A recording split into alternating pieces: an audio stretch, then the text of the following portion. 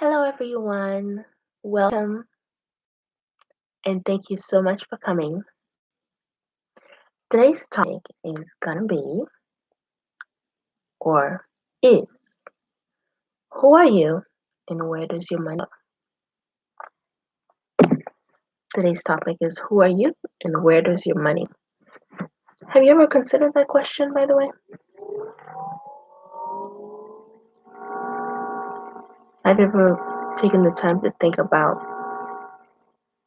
where you spend your money on a regular basis? You know, there's a saying, at least in the English language, but possibly in other cultures and other languages as well. The saying goes like this: put your money where your mouth is. You put your money where your mouth is. So now, you may usually hear this in the business setting, but it can also be applicable in just about any other setting. So what it means, put your money where your mouth is, it basically says to support your actions or support what you believe in with your finances. So if somebody is willing to spend money on something, on a cause, on a particular item, on a person, or anything, it may not necessarily mean much, but it usually suggests that there is a reason why they're willing to invest or they're willing to spend money on that person, place, or thing. And it's a testament, usually, it's a testament that they believe in that thing or that situation or that person or that cause, whatnot. So the saying is, put your money where your mouth is, suggesting that if you're willing to spend money on something, that means you most likely believe in it. So let's take an example. Let's say $100. Let's say you have $100 and you give $100 to different types of people. So let's say a child, for example. If you give $100 to a child, then they can spend any way they like. How do you think they will spend the money? Where do you think the money will go? If you give a young child $100 to spend in any way they like, chances are, if it's a young child, let's say a young boy, let's say, chances are they might spend it on candy, okay, toys, games, probably junk food of some sort. Okay, I know kids like to eat, so perhaps McDonald's or chips, any type of junk food that they gravitate towards their kids. So, and in our day and age, obviously tech is a big deal. So probably some form of technology that they like. They might spend it on things like that, right? Again, this is just an example, but let's move on and take a look at, let's say, a girl, child, right? What do you think she might spend it on as a young girl or young girls, let's say? Again, there are different things that they can spend it on, and they have $100 that they can spend at their leisure. They might spend it on, again, candy. Kids like candy. Boy, girl, they love candy. So probably some type of girly items, especially if, let's say, that young girl, it has a particular female influence in her life. So she might have that awareness about just girly items that she can purchase, fun things that little girls can play with. So if she has that awareness and has that influence around her, she might spend money on that as well. Um, Again, junk food, because kids are kids and they love to eat what they love to eat. So I'm sure they won't be looking for vegetables. So again, that was a boy child and a girl child. So let's move up. Let's move up. We spent enough time on that. Let's talk about teenagers. If you have a teenager on your hand, right? Again, we're still dealing with the same $100. If you have a teenager and you give that teenager $100 to spend at will, okay, in any way they like, how do you think they're going to spend it? Where is the money going to go? Okay. Again, we're thinking things that they like, things that they enjoy. If they really have the choice to spend it any way they want to. So we're thinking perhaps again some types of games. Video games is big these days, especially with technology. Okay, especially with boys, but boys and girls play video games and they seem to enjoy that. Okay, they might spend it on different, actually, probably spending time with friends in one way or another. Maybe movies. Movies is a social activity that teenagers tend to enjoy in this day and age. So obviously things are a little different, but generally speaking, movies, going out with friends, hanging out with friends, doing different activities. So they'll spend it on that, likely. And let's see, they might also, if it's a teenager now, we're talking about spending on different gadgets and things that they like. Different gadgets can be, again, could be technology or could just be fun things that they want to purchase either for themselves or to impress other people, especially at that age. And speaking of impress, okay, we have the sneakers, the sneakers people. So teenagers or kids, teenagers in this case who like to impress or who like to make a statement, especially within their peer group, they might have an interest. They might take an interest in purchasing some of these bigger items like sneakers, just to either look good for themselves or to look good for other people. Either way, that's where the money may go or will tend to go. Let's keep it moving, right? Let's take an adult. Now, we're moving forward to the adult section. Again, if somebody was to look at their money habits or their spending habits more specifically and trying to see, not even analyze, just observe the money. What can they tell about where the money is going? What can they tell about you by observing the path of the money? So let's take an adult, for example. Looking at an adult spending, you can tell, let's say, you observe that the money is going. Again, we're not going to spend too much time on bills because everybody has bills. So we're not going to spend too much time on that. But let's say we're not going to focus on it too much. But you can tell a lot just by looking at where the money is going, just the path of it. So let's say you find a lot of transactions going towards maybe school or college courses or whatnot.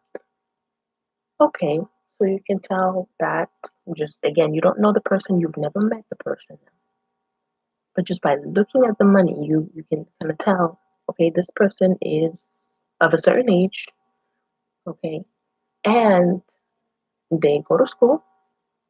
Now, we don't know why they're going to school, but we can imagine that maybe they have a dream. Maybe they have dreams, they have goals, they have certain things that they're pursuing. Okay, we can imagine that. We can say that perhaps this person values education. Maybe, not necessarily true, but maybe. It's just based on the money alone, seeing where the money is going. We can tell that this person is a college student. If we see that the transactions are going towards school, towards some type of learning experience, why not? So again, these are all information that we can draw from just by looking at the money alone without even meeting the person. So let's say we keep looking. Let's say we observe that a lot of the money, much of the money is going towards bars and clubs and lounges and things like that. So, okay, we can imagine also, just based on that information alone, that these statements are giving us. We can imagine that this person is one, social, okay? We never met the person, but we can say, okay, this person is social because they're out and about all the time in the clubs, in the lounges, in the restaurants, okay? And when we look at the frequency and the amount of money that's being spent, we can say that they have a certain value system as far as interacting with others, as far as spending time in those types of venues, as far as socializing. We can see and observe they, how much money they spend, but how much time also. You can speculate how much time they're spending and what value they place on these types of experiences in the clubs, in the lounges, in the restaurants, etc. So let's say we keep looking, and you see a different set of transaction, maybe for somebody else, and you see much of the money or some money. It could be obviously different amounts at different levels because there are levels to this. You can spend money at one time and you can spend money on an ongoing basis. But we're looking at, again, we're looking at the amount of money, we're looking at the frequency of occurrence, we're looking at different aspects of it. So let's say we see some money going towards charity in another person's statements. Let's say bank statements, for example. Some money going towards charity, towards some form of donation or whatnot. Okay, so that says something about that person too. Okay, maybe they are generous. Maybe. Not necessarily the case. You've never met them. You don't know what they're about. You don't know if they're doing it for a particular cause, for a particular reason. But we know that, yes, the money is coming out of their account, of their finances towards that particular cause, regardless of the reason. So we can imagine that this person is perhaps generous because they give to charity on a regular basis or at a certain level of frequency. Let's keep looking. So we look at somebody else's statement and we see this other person. Much of the transactions are going towards medical bills and medical expenses and hospitals and pharmacy and all that. So again, we're not really too focused on bills per se because everybody has bills. However, if we see a lot of money being spent on or for medical reasons, let's say the pharmacy or the hospital or the doctor's office and things like that, you can say this person is a sickly person. This person is not well. This person is experiencing some health issues. So again, without even meeting the person, you can tell, you can sort of speculate, draw from these statements, let the money talk to you just by observing the money alone without ever having to meet that person. So again, so far we've covered, okay, if you have $100, where does the money go if you give it to a child and say, okay, you have $100 and you can spend it however you want? There's going to be a certain direction where that money is going to go because the child is handling it. If you have a teenager, you give the teenager $100 and you say, teenager, look, I'm giving you $100. You can spend it however you want. There is a certain direction where that money is going to go because teenagers in charge of the money. If you have a certain adult, different types of adults, You say, I'm giving you $100. You can spend it whichever way you'd like. There are certain directions that the money is going to go depending on who the person is. Some people, again, let's say going back to the adult example, let's say the adult spends it on self care, okay, one time. That doesn't mean necessarily that they love self care, but that one time maybe they cared about it or they wanted to do it. Okay, but if you see a pattern, if you see it repeating, now you can tell a little bit more about the person. So, amount, if it's a one time deposit or one time spending, you can maybe say, okay, this person cares about this particular cause or item or whatnot. Or you can wait and look at the general pattern and see if this is a true and ingrained value in that person. So there's a lot that you can really draw just by looking at somebody's finances, somebody's financial transactions, okay, just by observing where it is that they spend their money, at what rate they spend the money, how much money they spend. You can tell just by looking at the money what the person's perhaps health conditions might be, what the person's age might be. You can guess perhaps their gender, okay, based on where you see the transactions are happening. You can tell, again, as we covered, how social the person might be, okay, if they have a social life, whether or not they have a social life, how much they work, if at all they work. There's so much that you can draw just by looking at the money alone. So, with all that being said, think about it this way. If we looked at your transactions and your spending habits and observed where your money goes on a regular basis, what would we see? Better yet, what do you see when you objectively look at your transactions, your money habits? Just pull out bank statements for the past 3, 6 months.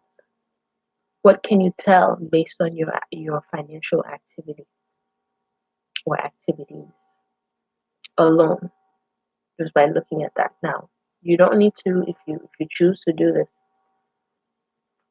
uh, exercise. It's not your position. It's not your job to judge. We're not judging. We're just observing and taking notes on what we observe. Okay, so you can go ahead and do this exercise, but you have to go into it with an open mind, without judging, without assessing, without saying, well, this is what I was going through, and da, da, da. You know that. But let's say you don't know anything at all about the person. You've never met the person before. Go in and objectively look at just the money and let the money talk to you. And what does that say? Okay? Now, before you leave, take a moment to think about your situation and what someone would see if they observed your financial activities. And then after you make those observations, think about whether or not it is something you want. Is that what you want for your life? Are you okay with that? Are you okay with those observations? What does that tell you? Is there anything that you want to change, or you want to stay the same? These are key points and things to think about during and after this exercise. Okay. Now, if you like this content, if you like this video, I encourage you to please press the like button and leave a comment below. Okay, this will hopefully get the ball rolling, get us talking about the subject, and give each other ideas and exchange different thoughts on the topic, and perhaps even help us move forward into different topics as well. So again, like the video, leave a comment, and also share it too if you think it would benefit somebody else. Thank you so much for your time.